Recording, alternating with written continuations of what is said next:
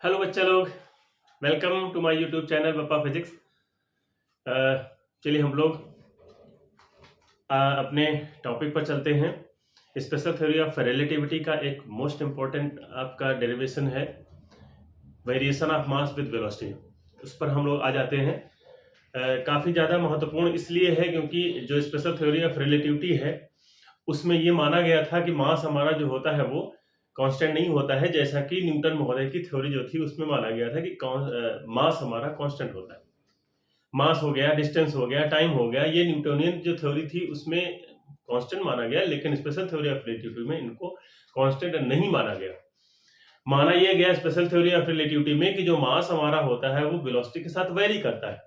जितना आप वेलोसिटी उसको दोगे उतना मास उसका इंक्रीज करता चला जाएगा, उतना ही ज्यादा। तो variation of mass with velocity यानी वेलोसिटी के साथ वेरिएशन कैसे होता है मास में, यही हमको यहाँ पर प्रूव करना है, आज डेराइव करना है। तो हमारा जो टॉपिक है या हमारी जो हेडिंग है वो variation of mass with velocity भी कह सकते हैं, या ये आ सकता है आपसे बड़े क्वेश्चन में आता है ये prove that m equals to m0 upon under root of 1 minus v square upon c square, यानी under root of 1 minus v square upon c square factor के साथ ही मास में वेरिएशन होता है। तो जो न्यूटन की जो थ्योरी थी उसको पलट दिया गया स्पेशल थ्योरी ऑफ रिलेटिविटी में आइंस्टीन महोदय के द्वारा। उसी का डेरिवेशन हम लोग यहाँ पर चलते हैं, किया जाता है इसको। देखिए, सबसे पहली बात तो ये है कि हमको यहाँ पर थ्योरी ऑफ रिलेटिविटी में, जब भी हम थ्योरी ऑफ रिलेटिविटी की बात करेंगे यानी रिलेशन की बात करेंगे, तो कम से कम हमको दो फ्रेम ऑफ रेफरेंस लेने ही पड़ते हैं। तो यहाँ क्या करते हैं हम, इसका डेरिवेशन के लिए हम दो फ्रेम ऑफ रेफरेंस यहां पर कंसीडर कर लेते हैं, क्योंकि रिलेशन अगर हमको रिलेटिविटी निकालनी है तो कम से कम दो चीजों का होना जरूरी। तो चलिए, एक हमारे पास फ्रेम S है, दूसरा फ्रेम S डैश है, दोनों एक दूसरे के साथ यूनिफॉर्म वेलोसिटी या कांस्टेंट वेलोसिटी कह सकते हो। S डैश जो हमारा है वो S के सापेक्ष यूनिफॉर्म वेलोसिटी v से मूव कर रहा है अलोंग x एक्सिस। ये आपका S है, ये आपका S डैश है, ये यूनिफॉर्म वेलोसिटी से मूव कर रहा है। यहां पर एक ऑब्जर्वर बैठा है, एक ऑब्जर्वर यहां पर बैठा हुआ है, ये y डैश है और ये z डैश। किसी इवेंट को ऑब्जर्व कर रहे हैं। ये कौन सा इवेंट यहां पर हो रहा है? यहां पर हम मान लेते हैं कि हमारे पास कोई दो पार्टिकल है। एक पार्टिकल है हमारे पास 1, हमने नाम दे दिया, इसका मास है 1, और एक पार्टिकल है हमारे पास 2, हमने नाम दे दिया, इसका मास हमने m2 मान दिया। ये आपका m1 है और ये आपका m2 है। ये दोनों एक दूसरे की तरफ मूव कर रहे हैं। तो ये बिफोर कोलिजन की बात हुई, यानी टकराने से पहले की बात हुई, बिफोर कोलिजन। मान लेते हैं ये आपका u1 वेलोसिटी से इधर की ओर चल रहा, तो फिर ये आपका माइनस का u2 वेलोसिटी से इधर की ओर चल रहा। तो ये तो हमारा हो गया कंसीडरेशन। बल्कि u1 u2 से ना माने, हम दोनों को एक ही दे दें, या तो u1 दोनों का दे दें या दोनों का u2 दे दें, तो u और u डैश मान लेते हैं। तो मान लेते हैं कि ये आपका u डैश है और ये माइनस u डैश, इसकी वेलोसिटी टकराने से पहले। अब देखो, टकरा गए जब ये दोनों यहां पर मिल गए, ये दोनों, ये आफ्टर कोलिजन की बात हो रही है, आफ्टर कोलिजन ये दोनों मिल गए। अब इसमें इवेंट ये ऑब्जर्व क्या करेंगे ये हमको देखना है। तो यहां पर जो बैठा हुआ ऑब्जर्वर है वो ऑब्जर्व कर रहा है कि ये बिफोर कोलिजन की पोजीशन इनकी है, ये आफ्टर कोलिजन की पोजीशन इनकी है। यहां पर जो बैठा हुआ ऑब्जर्वर है वो भी यही ऑब्जर्व कर रहा है कि ये बिफोर कोलिजन की, तो बिफोर कोलिजन वाली तो दोनों की कंडीशन दोनों सेम ऑब्जर्व करते हैं। लेकिन आफ्टर कोलिजन में बदलाव हो जाता है। क्या बदलाव हो जाता है? बदलाव ये हो जाता है, ये जब देखता है तो टकराने के बाद दोनों रेस्ट पोजीशन में इसको नजर आते हैं, लेकिन जब ये देखता है तो टकराने के बाद दोनों मूविंग कंडीशन में नजर आते हैं। क्यों मूविंग कंडीशन में भाई नजर आते हैं? रीजन उसका ये है कि ये आपका जो एस डैश है वो एस के सापेक्ष रिलेटिव वेलोसिटी v से मूव कर रहा है, तो इसलिए यहां पर जो बैठा हुआ ऑब्जर्वर है वो स्टिल मूविंग कंडीशन में इसको नजर आते हैं। तो अब चलिए हम लोग क्या करते हैं कि मान लेते हैं टकराने के बाद इनकी जो वेलोसिटी है, थोड़ा सा आपको यहां पर कंसीडरेशन करना पड़ेगा, ठीक है।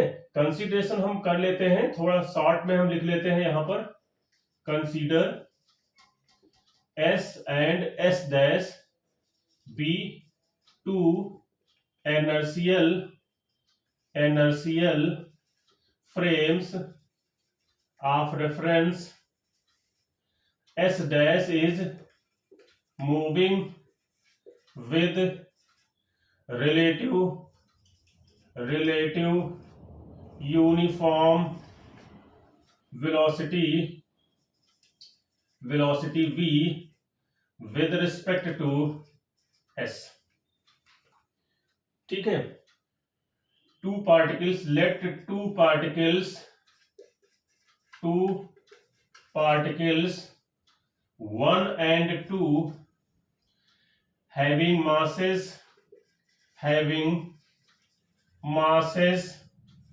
m1 and m2 moving with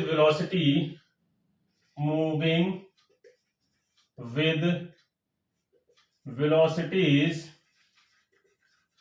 u and minus u dash to each other.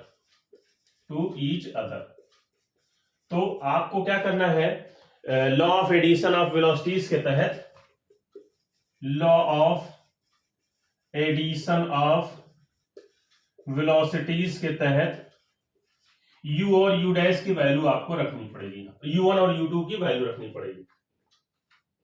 तो मान लेते हैं इसके द्वारा ऑब्जर्व वेलोसिटी है u1, तो ये हो जाएगा u dash plus v upon under root of 1 minus, sorry ये नहीं होता है, 1 plus u dash v upon सी स्क्वायर, और u2 की वैल्यू यहां पर हम माइनस u डैश रख देंगे, minus u dash plus v upon 1 minus u dash v upon C square.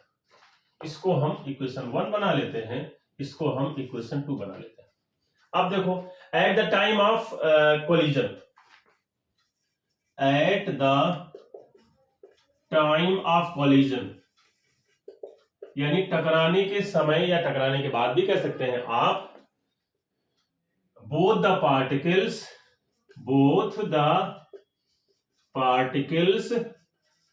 still moving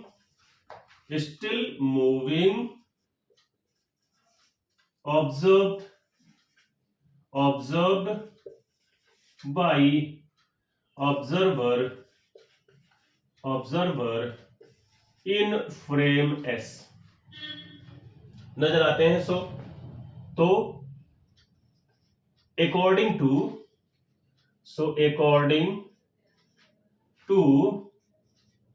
law of conservation of momentum,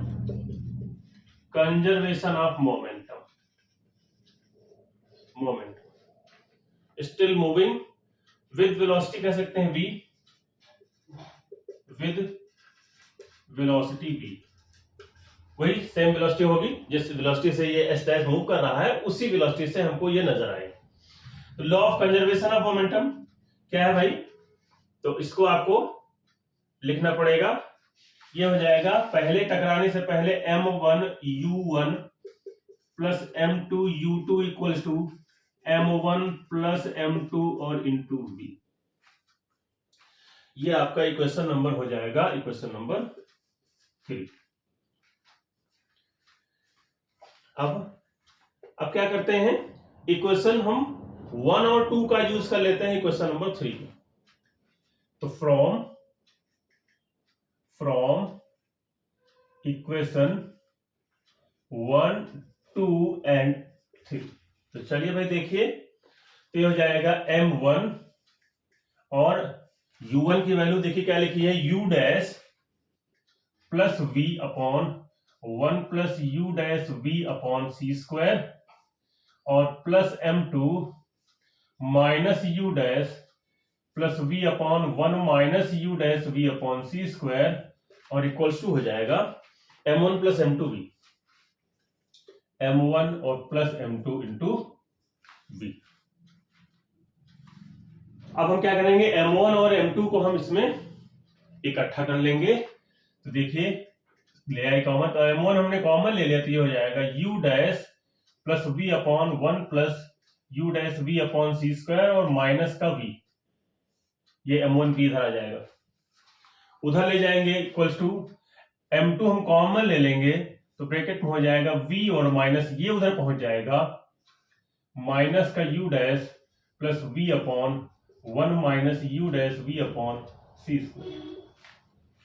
इसको हम थोड़ा सा सॉल्व कर लेते हैं तो ये हो जाएगा m1 अपॉन m2, नहीं पहले सॉल्व कर लीजिए फिर करिए, तो m1 और ब्रैकेट में हो जाएगा ये u dash plus v minus v और माइनस का u dash v square upon सी स्क्वायर। इससे हमने इसको और अपॉन हो जाएगा 1 plus you dash we upon C square equals to m2। इस तरीके से इसको भी सॉल्व कर लीजिए तो v minus you dash V square upon C square और माइनस माइनस और माइनस प्लस हो जाएगा प्लस यू डैश और माइनस माइनस हो जाएगा v upon 1 minus you dash we upon C square. अब देखिए यहां पर इस v से ये v कैंसिल हो गया, ठीक है, और इसमें भी इस v से ये v कैंसिल हो गया, तो ये हो गया आपका m1 और अपॉन इसको हम इसके नीचे कर लेते हैं 1 plus you dash v upon C square और ब्रैकेट में यहां पे देखिए u डैश आप कॉमन ले लीजिए, तो u डैश जब कॉमन ले लोगे तो 1 minus we square upon C square हो जाएगा। इसमें m2, इसमें भी u डैश कॉमन ले लीजिए तो ब्रैकेट में हो जाएगा 1 minus we square upon C square हो जाएगा और upon 1 minus you dash we upon C square हो गया। अब देखिए ऊपर वाला कैंसिल हो गया आपका, m1 upon m2 equals to, इसको उधर भेज दीजिए 1 plus you dash we upon C square upon 1 minus you dash we upon C square. ये आपकी इक्वेशन नंबर 4 है। अब हम क्या करते हैं, इसका 1 plus you dash we upon C square की वैल्यू निकालते हैं और 1 minus you dash we upon C square की वैल्यू निकालते हैं। अब देखिए भाई कैसे निकालोगे इसकी वैल्यू, आगे हम लोग चलते हैं, इसकी वैल्यू निकालते हैं। आप इतना देख लीजिए, इतना आप स्क्रीनशॉट ले लीजिए, नोट कर लीजिए इसको। हम लोगों ने ये इक्वेशन 4 निकाल ली थी, m1 upon m2 equals to 1 plus you dash we upon C square 1 minus you dash we upon C square, और इक्वेशन नंबर 1 का हम यूज करेंगे। थोड़ी सी ट्रिक आपको लगानी पड़ेगी इसमें। ट्रिक वो ये है कि हम क्या करेंगे, दोनों तरफ हम c से डिवाइड कर देंगे इक्वेशन 1 को, तो फ्रॉम इक्वेशन 1 तो u1 upon c equals to हो जाएगा 1 upon c of u dash v upon 1 plus you dash v upon C square. अब दोनों तरफ आप 1 से इसको सब्ट्रैक्ट कर दीजिए, पहले से स्क्वायर कर दीजिए, स्क्वायरिंग ऑन बोथ साइड, दोनों तरफ हम इसको पहले स्क्वायर कर देते हैं, तो ये u1 स्क्वायर अपॉन सी स्क्वायर हो जाएगा माइनस 1 अपॉन सी स्क्वायर हो जाएगा, u dash plus v upon 1 plus you dash we upon C square का होल स्क्वायर हो जाए। अब इसको हम क्या करेंगे, 1 से सब्ट्रैक्ट कर देंगे दोनों तरफ, तो 1 माइनस इधर भी लिख देंगे और 1 माइनस इधर भी लिख देंगे। तो चलिए 1 माइनस u1 स्क्वायर अपॉन सी स्क्वायर हो गया, माइनस इसको हम थोड़ा सा सॉल्व करेंगे। तो देखिए ये क्वांटिटी हम 1 के साथ ले आएंगे, यानी 1 plus you dash we upon C square, ये इसके साथ का होल स्क्वायर कर देंगे, माइनस का u डैश प्लस v और अपॉन c, ये होल स्क्वायर है, और अपॉन सी स्क्वायर और अपॉन ये हो जाएगा 1 plus you dash we upon C square का होल स्क्वायर।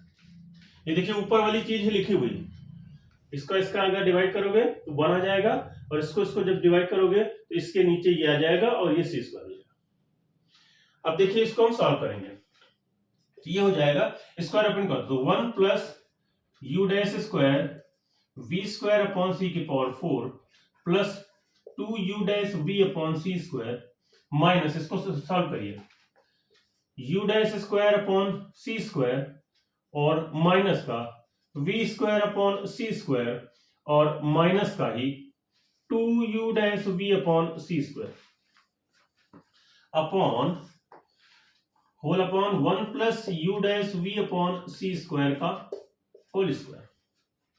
अब देखिए कोई एक क्वांटिटी, इसमें ये वाली क्वांटिटी हमारी कैंसिल हो गई, तो ये हमारा हो गया। अब देखिए इसमें और इसमें से हम यू डैश स्क्वायर अपॉन सी स्क्वायर कॉमन ले लेंगे, इनको हम एक साथ रख देंगे, या ये भी आप कर सकते हो, इसको इसको एक साथ कर सकते हो, इसमें वी स्क्वायर अपॉन सी स्क्वायर एक ही चीज आएगी, तो इसको 1 और minus we square, 1 minus we square upon C square को एक साथ किया, माइनस का यू डैश स्क्वायर अपॉन सी स्क्वायर कॉमन ले लिया, यहां से 1 बचा और यहां से हो गया माइनस का वी स्क्वायर अपॉन सी स्क्वायर। आप ओपन करके देखेंगे वही चीज आ जाएगी ऊपर वाली, upon 1 plus you dash we upon C square का होल स्क्वायर। अब देखिए 1 minus we square upon C square यहां भी है, 1 minus we square upon C square यहां भी है, दोनों से हम फर्दर कॉमन ले लेंगे इसको, ये हो गया आपका 1 minus u1 square upon C square equals to 1 minus we square upon C square, एक ब्रैकेट में हो गया, दूसरे ब्रैकेट में हो जाएगा 1 minus you dash square upon C square और upon 1 plus you dash we upon C square का होल स्क्वायर।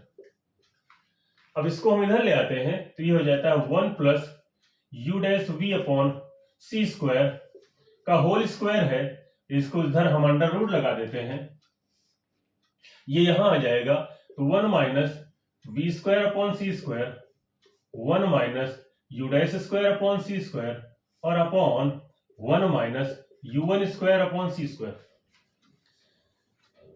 ये आपका एक वैल्यू ऊपर वाली आ गई, दूसरी हम सिमिलरली निकालेंगे, इसको 5 कर देंगे, सिमिलरली आपका हो जाएगा 1 minus you dash we upon C square, minus u की जगह पर अगर माइनस यू डैश हम रख देते हैं तो u1 u2 बन जाता है, इक्वल्स टू, देखिए इसमें कोई फर्क नहीं पड़ेगा, इसमें भी कोई फर्क नहीं, कोई यू की जगह चाहे माइनस यू रखिए चाहे आप यू रखिए, यू डैश रखिए, क्योंकि स्क्वायर है तो दोनों का वही हो जाएगा, यू डैश स्क्वायर अपॉन सी स्क्वायर, यहां पर 1 माइनस u2 स्क्वायर अपॉन सी स्क्वायर हो जाएगा। ये आपकी अगली क्वेश्चन 6 हो गई। फ्रॉम इक्वेशन 5 और 6 का यूज कर लेंगे। नाउ फ्रॉम इक्वेशन 4, 5 एंड 6 जरा देख लो भाई, 4 है आपका m1 upon m2 equals to, इसकी वैल्यू रखिए, देखिए 1 plus you dash upon C square की वैल्यू ये है, तो अंडर रूट ऑफ, पूरा अंडर रूट लिखेंगे, 1 minus we square upon C square 1 minus you dash square upon C square और upon 1 minus u1 square upon सी square और upon नीचे वाली वैल्यू रखेंगे under root of 1 minus we square upon C square 1 minus you dash square upon C square और upon 1 minus u2 square upon सी square. ऊपर वाली value cancel हो जाएगी, ये हमारी ये आ जाएगा इक्वल्स टू, ये ऊपर पहुंच जाएगा under root of 1 minus u2 square upon C square upon 1 minus u1 square upon C square. तो ये m1 अपॉन m2 की वैल्यू आ गई क्वेश्चन नंबर 7। अब हम मान लेते हैं कि दूसरा जो पार्टिकल हमारा अभी हमने माना था वो रेस्ट पोजीशन में है। Now if we take the particle 2 is at rest, तो अगर रेस्ट होगा तो m2 की वैल्यू 0 हो जाएगी, और m2 अगर रेस्ट पोजीशन में है m2 हमारा जो हो जाएगा वो m0 हो जाएगा, और u2 हमारा जो हो जाएगा वो 0 हो जाएगा। m2 0 नहीं होगा, रेस्ट पोजीशन में उसका रेस्ट मास हो जाएगा, और u2 0 हो जाएगा, यानी वेलोसिटी जो होगी वो 0 हो जाएगी। तो इस कंडीशन में क्या हो जाएगा, in this case m1 upon m2 यानी m0 इक्वल्स टू हो जाएगा अंडर रूट ऑफ, देखिए ये 1 माइनस, ये तो आपका 0 हो गया, जब u2 0 हो गया तो 1 माइनस 0 यानी ये 1 हो गया, यानी under root of 1 upon 1 minus u1 square upon c square, यानी m की वैल्यू हमारी जो हो जाएगी वो m0 upon under root of 1 minus u1 square upon c square. अब देखिए, अगर आपका पार्टिकल m1 अगर दोनों पार्टिकल हमारे सेम है, वेलोसिटी उनकी जो ऑब्जर्व की गई है वो भी जो है वो अगर हम मान लेते हैं रेस्ट पोजीशन में अगर एक है और दोनों का सेम हम मास मान लेते हैं, तो इसकी जो वेलोसिटी होगी u1 की वैल्यू वो भी जो है वो v के इक्वल हम मान सकते हैं। क्यों? क्योंकि दूसरे को तो हमने रेस्ट पोजीशन में मान लिया है। तो if the particles are same mass मान ले, तो m1 की वैल्यू की जगह पर देन m1 को हम m मान सकते हैं और u1 को हम v मान सकते हैं। तो ये आपका हो जाएगा, हम इसको बीच में यहां लिखे दे रहे हैं, नीचे जगह नहीं है, यहां पर बीच में लिखे दे रहे हैं। तो ये आपका हो जाएगा m equals to m0 upon under root of 1 minus v square upon c square. ये आपका variation of mass with velocity हो गया। अब देखिए इसमें केस भी आप लगा सकते हैं कि यदि आपका मटेरियल पार्टिकल जो हमने लिया हुआ है उसकी वेलोसिटी यानी उसकी स्पीड ऑफ लाइट के इक्वल हो जाए, तो जो मास होगा हमारा वो इनफाइनाइट को शो करने लगेगा, बहुत ज्यादा। यानी कोई भी मटेरियल पार्टिकल हमारा जो है वो स्पीड ऑफ लाइट से मूव नहीं कर सकता है, क्योंकि मास इनफाइनाइट नहीं हो सकता है किसी चीज। और अगर हम v to less than c ले लेते हैं, v का जो ये स्पीड है c से बहुत छोटी जैसा कि होता है, तो m इक्वल्स टू m0 आ जाएगा, यानी मास और रेस्ट मास हमारा दोनों बराबर हो जाएंगे, जैसा कि हमको डेली लाइफ में एक्सपीरियंस होता है। तो ये हमारा variation of mass with velocity का एक महत्वपूर्ण टॉपिक, देख लीजिएगा इसको।